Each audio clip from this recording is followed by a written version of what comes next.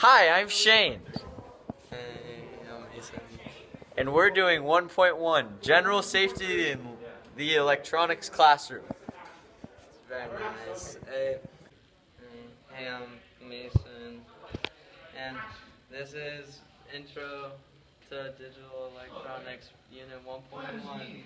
We'll learn about safety, basic circuits, engineering and scientific notation, analog and digital signals, circuit theory, meaning hand calculations, simulations, and breadboarding and soldering.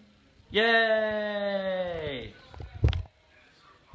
Safety in the electronics classroom and what not to do. Never use any electronics near running water, like I'm about to do right now. No matter how good it tastes, never stick your tongue in an electrical socket. You're not supposed to have long hair in the classroom, you gotta put it up. And you also need to be wearing closed-toed shoes and no baggy clothing in the electrical classroom. Never run with open scissors. And be very careful when handing them to other people. Make sure you identify the fire extinguisher in the classroom. It should be a Class C fire extinguisher, meaning that it puts out electrical fires. Make sure always to ask your teacher before using something, and if it's broken, tell him right away. Mr. Vincent, this was broken. Always wear these things, so in case someone tries to hot glue gun your eye, you'll be protected. So here we have basic circuit knowledge. First of all, you need to recognize ohms, volts, and amps, represented by an omega symbol, a V, and an A for each one in a circuit. That's just regular knowledge. Down here in your handy-dandy triangle, it'll be represented by T and I and an R. T meaning volts, I meaning amperes, and R is the resistance meaning ohms. Now, bringing you over here, recognize circuit knowledge. This little squiggly line, kind of zigzaggy thing, would represent a resistor, both on regular hand-drawn and multi-sim, which you'll figure out later. Right here is your 5-volt power source, which would be 5 volts related up here, and your 220 ohms. You would use your handy-dandy triangle to solve for said 5 volts, 220 ohms, and get your amps for the circuit. Which, if I am correct, it would be around. It'd be a really small number. And down here for a resistance total for a series circuit, you would add 220 by 220 by 220 and get 660. That's just for a series. Now, if I were to do a parallel circuit, if I were to do a parallel circuit here, what you would do is you would do 1 over resistance 1, 1 over resistance 2, and 1 over resistance 3, etc., etc., etc. I'm not going to do the calculations for this point, but it is a number. That's how you do it. Here stated, Ohm's law is the current through a conductor between 2 points and is directly proportional to the potential difference across 2 points. Very nice, very nice. Now for scientific notation. In scientific notation, you can either have a very large or very small number that you want to make proportional to whatever you're using, meaning smaller or larger in both terms. So I used a smaller number here to do my example. And basically I counted down the spaces. I counted 1, 2, 3, 4, 5, 6. You need a negative here. And that basically translated to 7.2 times 10 to the negative 6, because there was 1, 2, 3, 4, 5, 6, and it's an extremely small number, so you would want to go down spaces. That's the negative that I mentioned earlier. And it would work vice versa with a larger number, except you count to the left and you don't use a negative.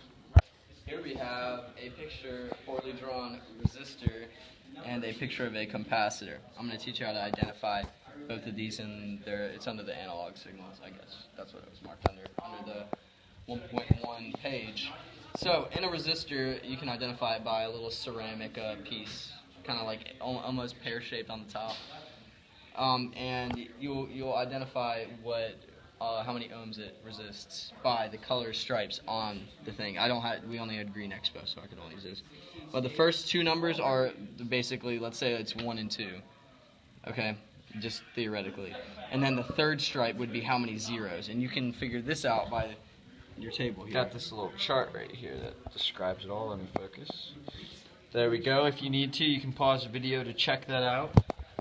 And then you could go right up here, and the fourth stripe is for your tolerance. It can be silver, gold, or That's it. silver or gold, Or none. Yeah, silver or gold, which is the tolerance. It should be a percentage, 5 or 10% ish usually, and that means how much it can differ from the number. Okay.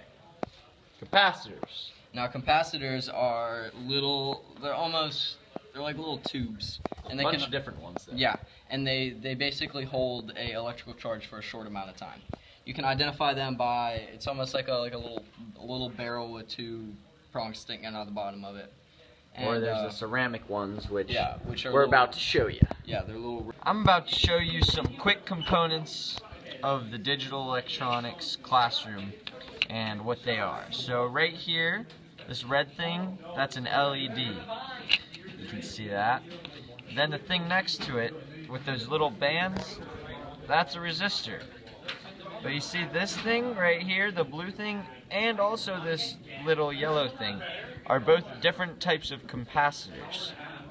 And then these little black things with all the prongs are your IC chips. And those are switches, and that's a knob that powers something. Yeah. Now in 1.1, one of the last units is soldering. And in soldering, there's a lot of safety involved, so you must know. This heating iron for soldering can get really hot, so make sure not to touch it yourself or anybody else. You get equipped with one of these to hold your soldering iron in them, and whenever you're not around, you should tell somebody else to watch it, as well as you put it in there when you're done using it. You need a sponge when you use your soldering iron, so you should get it wet as well. So it's really dry right now. Soldering irons. And Matthew Madrot. Minus Dojo. Continue. And you wipe your iron on it when you're done. And when you start to solder, what you do, actually, first of all, solder is a metal composite, which is 60% tin, 40% lead, maybe vice versa. Huh? Solder, it's wrong. And you use this to connect your electrical components to your board itself with this iron. When you do, before you start to solder, you must touch the tip of this with the solder itself to get it tinned. It's a process. Solder, sorry, I pronounced. Okay, Troy, I'm sorry. Minus more Dojo for both of them. I'm helping you out. We're helping you pronounce stuff. That should be adding Dojo plus 2 for helping. Safety is of the essence when you are soldering, so you shouldn't do it. I'm doing right now as I swing the cord around. In a breadboard, you basically, it's to test out a circuit before you put it into action on a actual circuit board itself, little green boards. Or you could use circuit design software. That's usually a step before this, using multisim. But in here, the way this works is it has power lines, ground lines, and then horizontal running lines where you do your actual circuit. These hold the horizontal running lines, and these hold the vertical power lines. The red side is power, and the green or blue side is ground. Sorry. Yeah. So, as you guys know, this is multi-sim. We got some of our basic components here. We got our ground, our power, our gate, resistor, capacitor, and our LED. You know how this works. You just hook it up to whatever, and then you get power. Once you turn this thingy on, yeah, you got a light. But now if you turn it off, I don't know why it's still going, but I think I just turned it off. But you guys all know how multi-sim works, so there it is.